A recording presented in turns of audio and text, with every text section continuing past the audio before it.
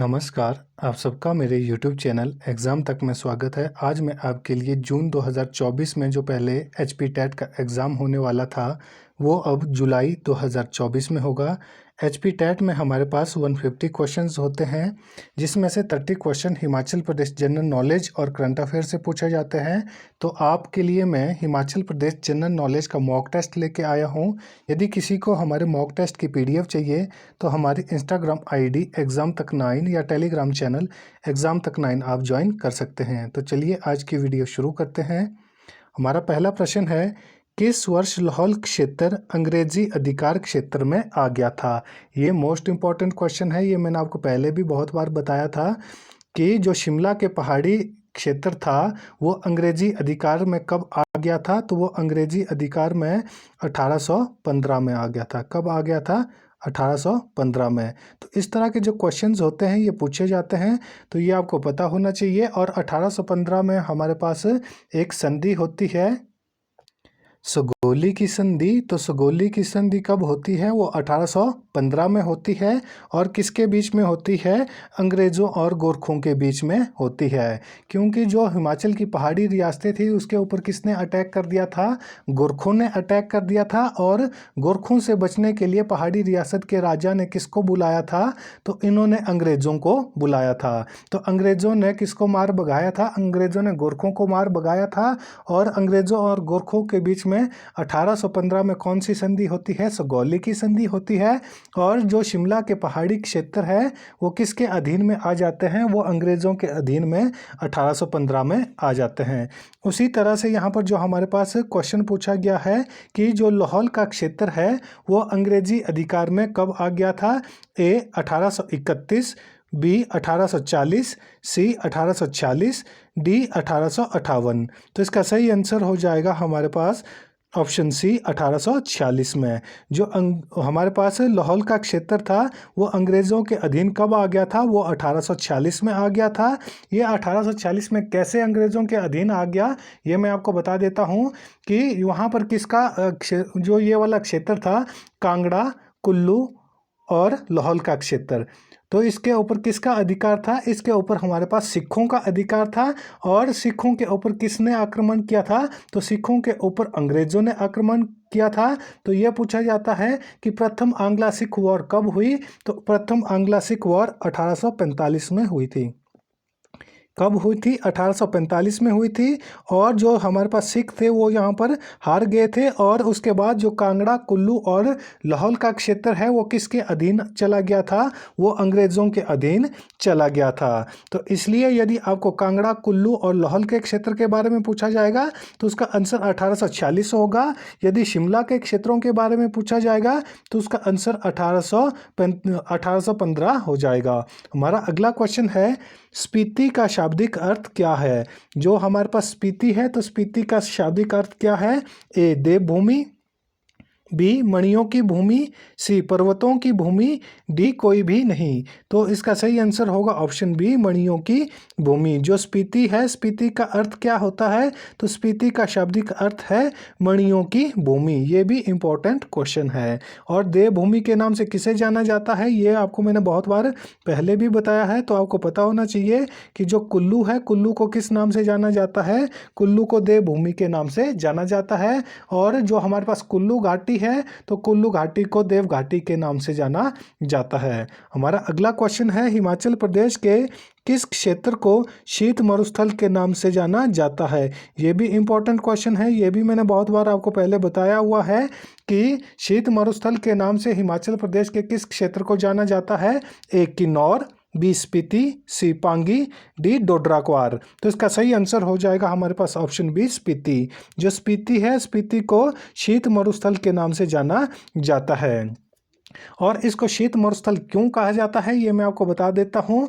क्योंकि मैंने आपको पहले भी बताया था कि हिमाचल प्रदेश में सबसे कम वर्षा कहाँ होती है?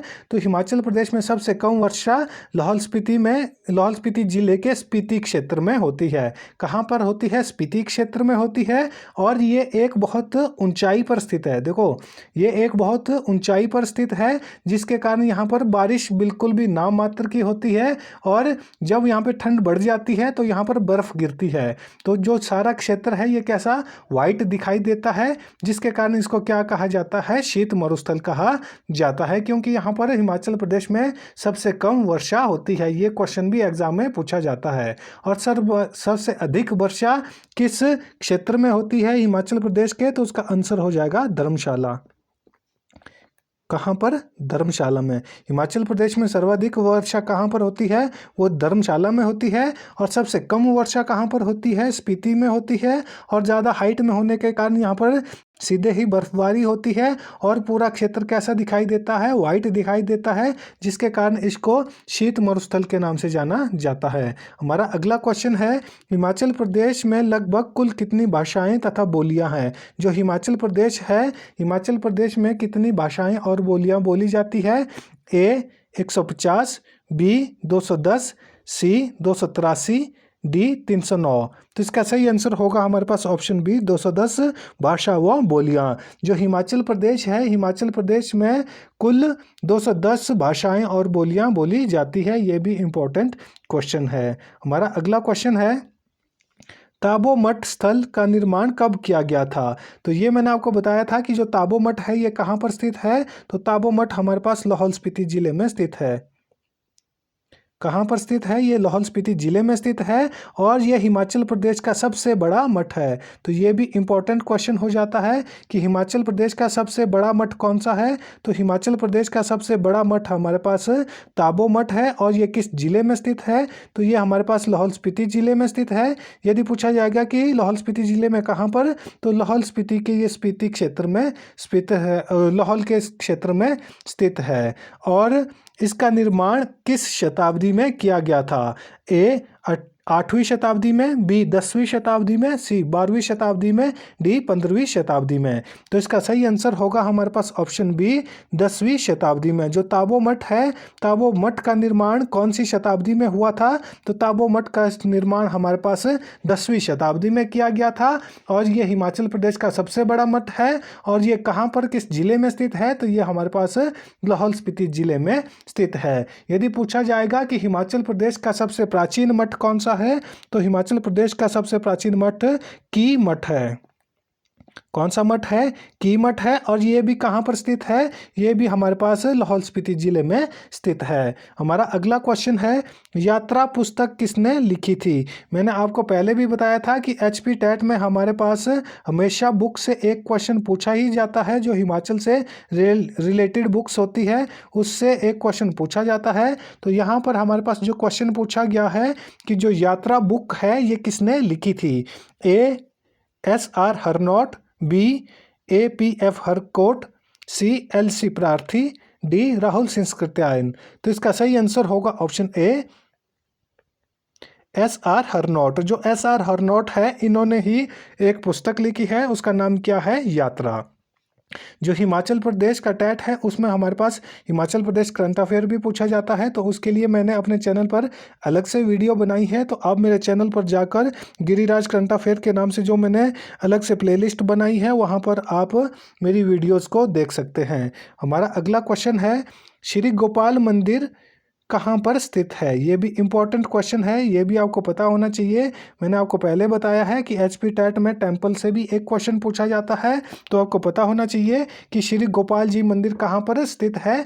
ए मंडी, बी कुल्लू, सी चंबा, डी बिलासपुर। तो इसका सही आंसर होगा ऑप्शन डी बिलासपुर। श्री गोपाल जी मंदिर कहाँ पर स्थित है? तो ये हमारे पास बिलासपुर जिले में स्थित है। हमारा अगला क्वेश्चन है, बड़ा शिगड़ी ग्लेशियर कितनी ऊंचाई पर स्थित है? तो ये हिमाचल प्रदेश का सबसे बड़ा ग्लेशियर है।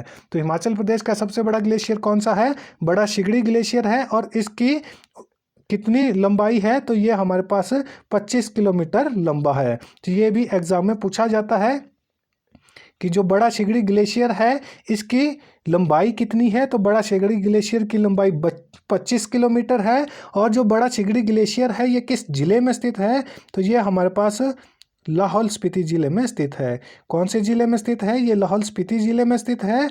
और जो बड़ा शिगड़ी ग्लेशियर है इसकी लंबाई कितनी है? तो इसकी लंबाई हमारे पास 25 किलोमीटर है। और यहाँ पर जो हमारे पास क्वेश्चन पूछा गया है वो पूछा गया है कि जो बड़ा शिगड़ी ग्लेशियर है इसकी ऊंचाई कितनी है? ए 2970 मीटर, बी 4570 मीटर, सी 3960 मीटर, डी 5920 मीटर। तो इसका जो सही आंसर होगा हमारे पास वो होगा ऑप्शन बी 4570 मीटर। जो बड़ा शिगड़ी ग्लेशियर है तो इसकी ऊंचाई समुद्र तल से कितनी है? तो इसकी ऊंचाई समुद्र तल से 4570 मीटर है। तो ये भी इम्पोर्टेंट क्वेश्चन है। ये किस जिले में है ये भी मैंने आपको बता दिया है। और इसकी लंबाई कितनी है? तो ये 25 किलोमीटर लंबा है। और ये हिमाचल प्रदेश का सबसे बड़ा ग्लेशियर है। और अगला क्वेश्चन है, यूनाम नदी का उद्गम स्थल कहाँ है? तो जो यूनाम नदी है और जो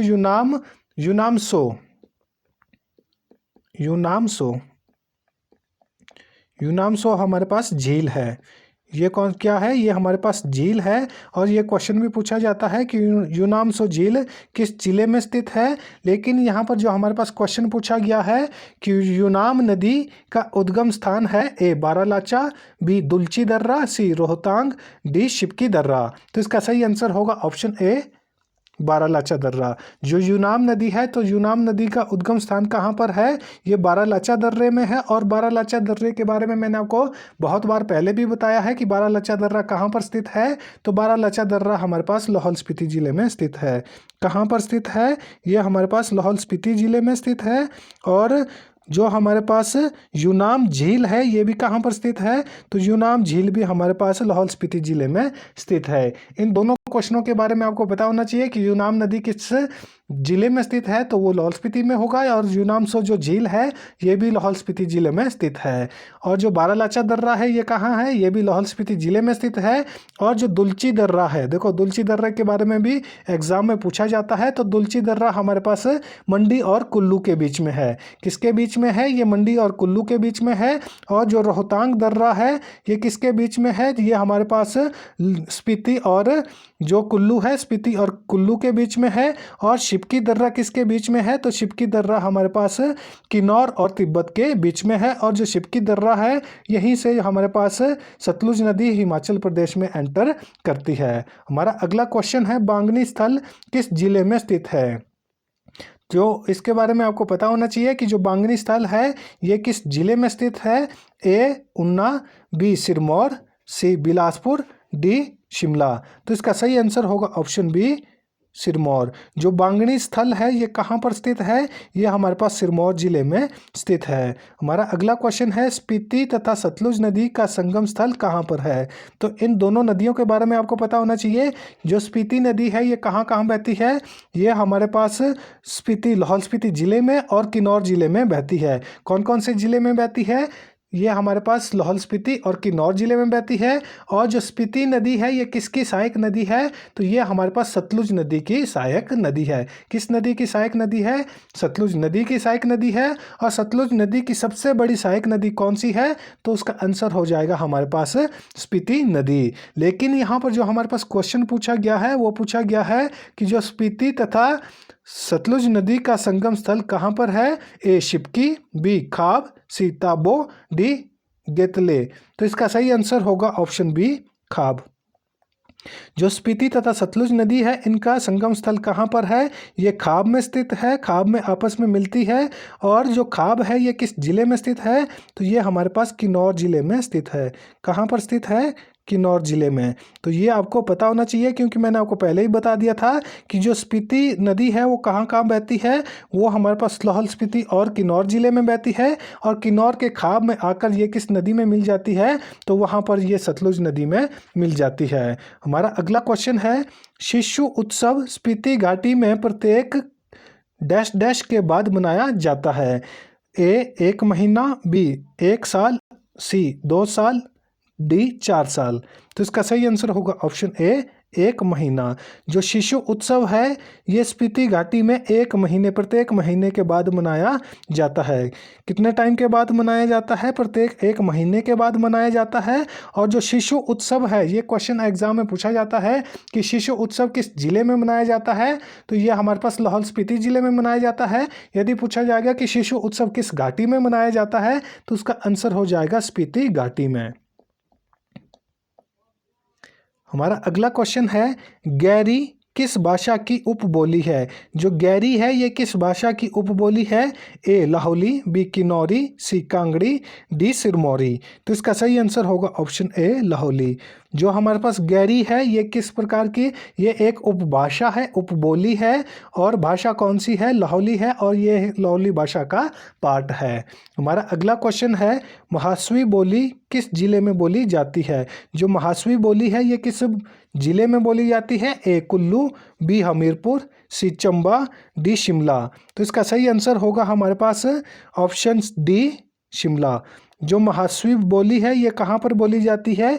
ये शिमला डिस्ट्रिक्ट में बोली जाती है। ये भी इम्पोर्टेंट क्वेश्चन है। जो शिमला था, शिमला पहले जब हिमाचल प्रदेश का गठन किया गया तो 4 जिले थे। कौन कौन से थे? मंडी, चंबा, सिरमौर और महासू। और महासू से ही अलग होकर कौन सा बना था? शिमला और सोलन बना था। तो इसलिए जो महासवी बोली है वो कहाँ पर बोली जाती है? वो शिमला डिस्ट्रिक्ट में बोली जाती है। हमारा अगला क्वेश्चन है, स्पीति घाटी में याक जानवर की औसत आयु कितनी है? तो जो स्पीति घाटी है, स्पीति घाटी में हमारे पास याक को पाला जाता है। तो याक की आयु कितनी वर्ष की होती है? ये भी इम्पोर्टेंट क्वेश्चन है।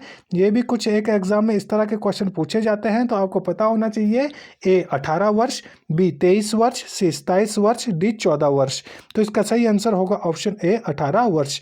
जो स्पीति घाटी के याक है उनकी आयु कितनी है? उनकी आयु 18 वर्ष है। ये भी इम्पोर्टेंट क्वेश्चन है। तो जो हमारा आज का मॉक टेस्ट है वो यहीं पर ख़त्म होता है।